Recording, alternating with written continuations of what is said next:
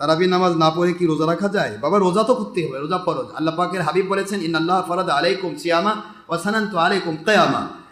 আল্লাহ পাক রব্বুল আলামিন আপনাদের জন্য ফরজ করেছেন রোজা, আর আমি আখির নবী আপনাদের জন্য সুন্নত করেছি তারাবি। সুবহানাল্লাহ। সুতরাং তারাবি নামাজ সুন্নত আর রোজা হলো ফরজ।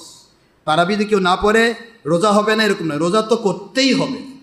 তারাবি না করলে আলাদা কবিরা গুনাহ হবে। আমার কথা কি বুঝছেন? তারাবি না করলে কি হবে? আলাদা কবিরা গুনাহ হবে। সুন্নতে মুআক্কাদা তরক করে কবিরা গুনাহ হয়। তারাবি পড়বে, সে কেন পড়বে না? তারাবি পড়তে হবে। আর তারাবি বাদ দিয়েও যদি তারাবি বাদও যায় তবু রোজা ছাড়া রোজা পড়তেই হবে, রোজা ফরজ আইন।